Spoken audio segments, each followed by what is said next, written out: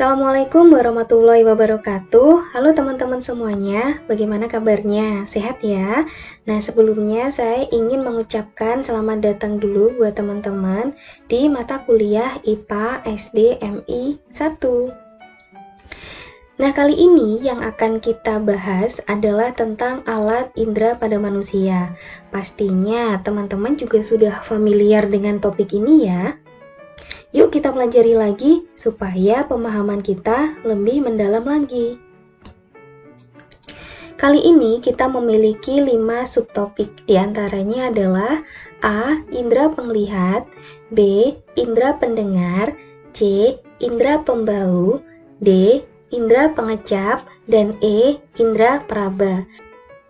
Dari kelima subtopik ini nanti akan kita bahas tentang struktur dan fungsinya, kemudian kelainan, dan juga bagaimana cara memeliharanya. Nah, pertama-tama yang akan kita bahas adalah tentang indera penglihat. Jadi indera penglihat ini adalah bagian tubuh yang berfungsi sebagai penangkap gambaran nyata dari lingkungan sekitar. Organ indera penglihat pada manusia itu adalah mata. Nah, bagian-bagian mata ini nanti akan kita bagi menjadi 2, yaitu bagian luar yang melindungi bola mata dan bagian dalam. Untuk mata yang bagian luar, di sini ada kelopak mata, bulu mata, alis mata, kelenjar air mata. Nah, kita lihat gambar di samping ini ya teman-teman. Untuk kelopak mata itu ada yang bagian atas, ada kelopak mata bagian bawah. Nah, fungsi dari kelopak mata ini adalah untuk berkedip, sehingga bola mata akan terhindar dari kotoran atau benda-benda kecil lainnya. Nah, kelopak mata ini daya refleksnya juga sangat tinggi ya. Jadi ketika teman-teman itu membuka mata, kemudian ada angin yang bertiup yang membawa debu, itu secara refleks kelopak mata itu akan mengedipkan mata. Kelopak mata akan berkedip sehingga debu-debu tidak jadi masuk. Nah, fungsi ini juga hampir sama dengan bulu mata. Bulu mata itu berfungsi untuk melindungi mata dari debu ketika membuka mata. Nah, kalau kita lihat dari depan seperti ini ada bagian mata yang namanya iris. Iris ini adalah bagian yang memberikan warna pada mata. Kemudian ada juga pupil. Pupil ini adalah lubang yang berada di tengah seperti ini. Fungsi dari iris dan pupil ini hampir sama. Jadi, fungsinya untuk mengatur banyak sedikitnya cahaya. Nah, teman-teman pernah melihat ya, mungkin di televisi ataupun dalam kehidupan sehari-hari, itu ada dokter yang mengecek pupil mata seseorang untuk mengetahui orang tersebut masih hidup atau sudah meninggal. Jadi, kalau misalkan orang itu sudah hidup dan diberikan cahaya senter, maka iris dan pupilnya ini akan mengecil karena terlalu banyak cahaya yang masuk sehingga mengakibatkan pupilnya itu mengecil. Tapi kalau orangnya itu sudah meninggal, pupilnya ini tidak akan memberikan reaksi apa-apa. Nah, kita lanjut sekarang ke kelenjar air mata. Fungsi dari kelenjar air mata itu adalah untuk membasahi mata dan juga untuk membersihkan mata dari debu-debu yang menempel. Nah, di sini ada konjungtiva. Konjungtiva itu apa? Konjungtiva itu adalah lapisan terluar yang melindungi mata. Kemudian ada juga kornea. Kornea itu adalah lapisan juga. Nah, lapisannya ini adanya ini tepat di depannya iris dan pupil. Nah, sklera ini juga lapisan. Nah, sklera ini khusus untuk lapisan yang berwarna putih. Kemudian yang tidak ada di sini ini ada alis. Alis itu fungsinya untuk menghalangi jatuhnya keringat dari dahi ke mata. Nah, pasti teman-teman pernah berkeringat ya. Nah, kalau teman-teman habis olahraga misalnya, jadi keringatnya itu jatuh melewati alis. Yang tadinya itu mau jatuh langsung ke mata, oleh alis dihalang-halangi. Nah, meskipun demikian, kadang kan juga bisa tetap jatuh ke mata ya. Nah, biasanya kalau keringat itu jatuh ke mata, itu kan rasanya pedih. Nah, karena apa? Karena keringat mengandung garam yang memberikan efek sakit pada mata. Nah, selanjutnya kita ke struktur dan fungsi organ mata.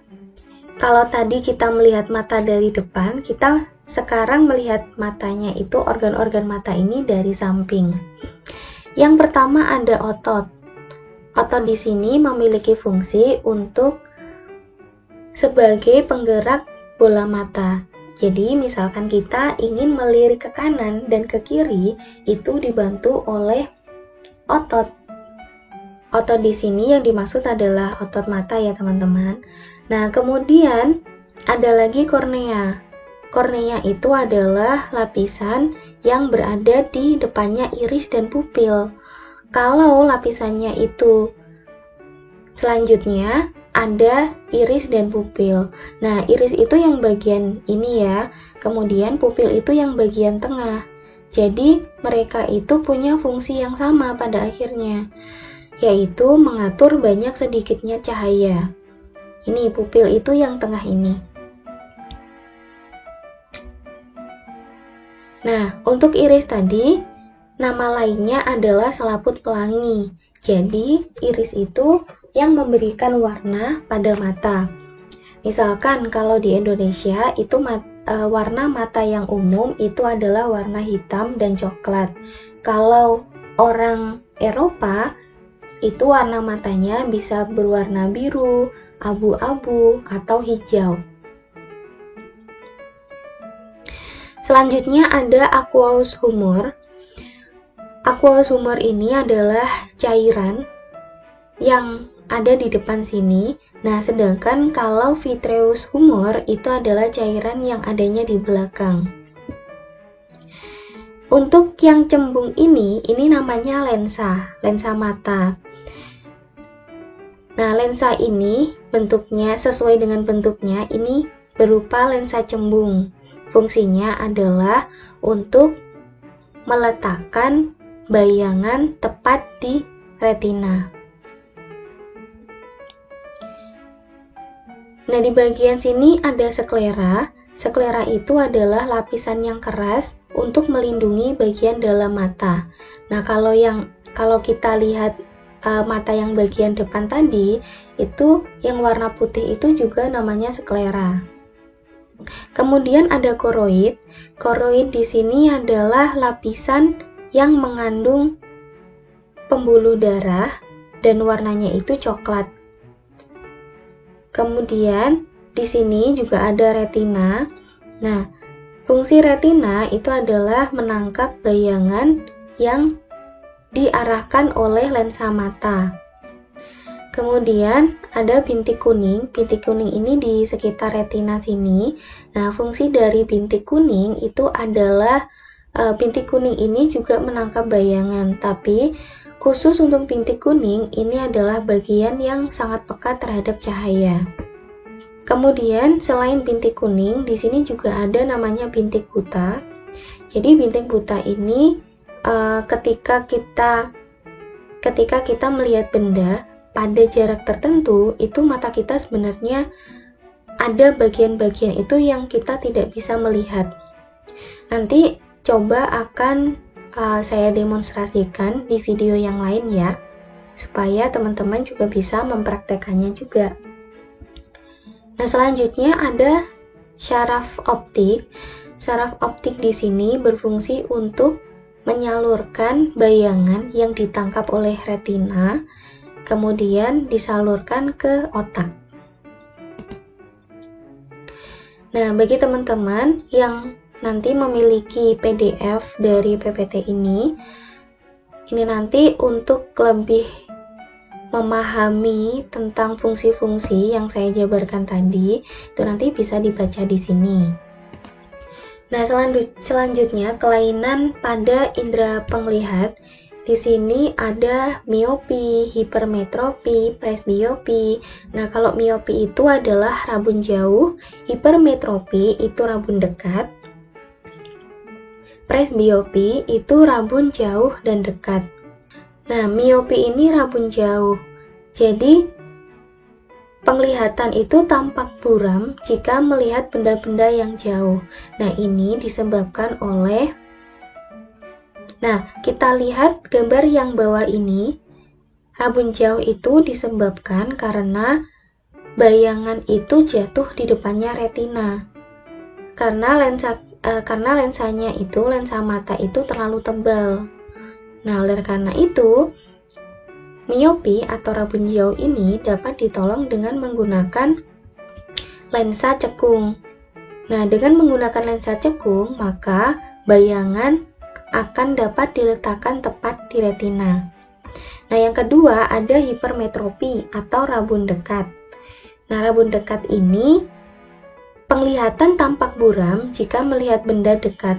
Hal ini disebabkan karena lensa mata itu terlalu tipis. Nah, sehingga bayangannya itu jatuh di belakang retina. Nah, kelainan ini ditolong dengan menggunakan lensa cembung. Dengan lensa cembung, maka bayangan dapat jatuh tepat di retina. Selanjutnya ada presbiopi atau rabun jauh dan dekat. Jadi, penglihatan ini tuh tampak buram jika melihat benda jauh maupun dekat. Ini terjadi pada orang tua karena daya akomodasinya sudah menurun. Nah, kelainan ini ditolong dengan menggunakan kacamata rangkap atau kacamata positif negatif. Jadi teman-teman pernah lihat ya, ada kacamata itu yang seperti ini. Jadi yang atasnya itu positif, jadi yang atas itu negatif, yang bawah itu positif. Jadi yang positif ini digunakan pada saat membaca, sedangkan yang negatif ini digunakan ketika melihat kejauhan. Nah, untuk kelainan pada indera penglihat yang lainnya, itu ada astigmatisma. Astigmatisma itu biasanya kita menyebutnya itu silindris. Nah, padahal silindris itu adalah jenis kacamatanya, kacamata silindris atau silinder. Astigmatisma ini adalah adanya perubahan bentuk pada lengkungan lensa. Jadi, kalau untuk mata normal, kita lihat gambar di sini, kalau untuk mata normal, itu bayangannya itu tepat di retina, tapi kalau untuk mata yang astigmatisma, itu bayangannya menyebar, karena pada lensanya ini terjadi lengkungan. Selanjutnya, ada konjungtivis. Jadi konjungtivis ini adalah peradangan pada konjungtiva. Nah, konjungtiva tadi apa teman-teman? Ya, konjungtiva itu adalah lapisan terluar dari mata. Nah, ini ya, jadi mata merah-merah yang sebenarnya ini juga umum ya bagi kita. Kadang itu terkena virus atau karena memang mata itu terasa panas, terasa berpasir gitu. Nah, ini yang terjadi peradangan itu adalah bagian konjungtivanya. Selanjutnya ada trakoma. Nah, kalau kita lihat dari gambarnya saja sudah tahu ya. Jadi ini bahasa Jawanya itu adalah timbilen. Atau bahasa Indonesianya bintitan. Nah, gitulah. Ini adalah salah satu bentuk peradangan pada konjungtivis sebagai akibat infeksi virus pada konjungtiva. Nah, di sini ada juga katarak. Nah, katarak ini teman-teman sudah familiar ya. Katarak ini adalah terdapat selaput putih pada pupil atau iris. Jadi di sini lensa mata itu mengambur, bisa sebagian atau keseluruhannya karena tertutup oleh lapisan putih ini. Selanjutnya ada hemeralopia atau rabun ayam atau rabun senja. Nah, kalau teman-teman punya ayam itu kan kalau pada malam hari ayam itu sudah tidak main-main lagi keluar ya, karena ayam itu tidak bisa melihat ketika matahari telah terbenam. Nah, untuk penyakit hemeralopia ini juga demikian. Jadi, kalau untuk orang normal itu melihatnya itu seperti ini, merah, kuning, hijau. Tapi kalau untuk orang hemeralopia itu melihatnya itu satu warna saja. Nah, ini diakibatkan karena rabun senja. Rabun senjanya ini diakibatkan karena kekurangan vitamin A. Nah, yang terakhir ada buta warna. Ini sebenarnya penyakit mata itu banyak ya teman-teman, tapi mungkin hanya beberapa ini yang dasar yang perlu kita tahu. Nah, untuk buta warna ini adalah penyakit keturunan. Nah, teman-teman pasti sudah sering ya melihat ada tes buta warna seperti ini. Ya, ini kalau untuk orang yang memang benar-benar buta warna, itu pasti tidak bisa membaca angka-angka seperti ini, gitu. Nah, buta warna ini hanya dialami oleh laki-laki. Nah, karena kalau perempuan itu sebagai pembawanya saja. Misalkan kakeknya si anak ini pernah mengalami buta warna. Nah, si kakek ini memiliki anak perempuan, yaitu adalah ibunya si anak ini. Maka ibu ini adalah sebagai pembawa dari gen buta warna tadi. Sehingga kalau misalkan anaknya itu laki-laki, maka anak tersebut akan menjadi buta warna. Dan ini tidak semua, misalkan ibu ini memiliki 5 orang anak laki-laki, itu tidak semuanya buta warna, tergantung munculnya itu di yang anak yang mana. Jadi buta warna ini tidak bisa membedakan macam-macam warna. Dan buta warna ini ada yang buta warna hitam putih, buta warna total, ada yang buta warnanya itu cuma sebagian. Nah, kebetulan saya dulu pernah punya teman yang buta warna dan dia itu buta warna sebagian. Jadi kebetulan dia itu pinter ya, jadi dulu itu dia akan masuk ke jurusan kedokteran, dia itu nggak bisa karena pada saat tes buta warna itu gagal gitu. Nah, kalau saya ketika saya tanya itu buta warnanya itu bagaimana gitu, kalau ditunjuk, kalau daun warnanya apa? Daun warnanya hijau, karena memang itu hafalan ya, semua orang juga tahu kalau daun itu warnanya hijau katanya. Tapi yang dia lihat, misalkan ada pohon itu atas warna hijau, kemudian batangnya itu warna coklat. Nah, menurut teman saya yang buta warna tadi, warna dari daun dan juga batang itu sama semua. Katanya warnanya itu lebih mirip ke hijau muda gitu. Nah, sekarang kita lanjut ke cara memelihara indera penglihat. Di sini ada 4 cara sederhana untuk menjaga mata. Yang pertama adalah hindari membaca dengan jarak yang terlalu dekat. Ya. Nah, kemudian yang kedua, tidak membaca sambil tiduran. Nah, ini sebenarnya hampir sama ya seperti jangan membaca yang terlalu dekat. Karena kalau kita membaca sambil tiduran, itu lama-kelamaan juga bukunya itu menempel ke muka gitu, jadi terlalu dekat juga. Yang ketiga, membaca di tempat dengan tingkat pencahayaan yang cukup. Nah, ini supaya pantulan sinar dari buku ke mata itu menjadi jelas. Makanya banyak orang yang menggunakan lampu baca atau lampu seperti ini di meja belajarnya. Yang terakhir, hindari penggunaan komputer dengan jarak monitor ke mata terlalu dekat. Nah, informasi buat teman-teman, ada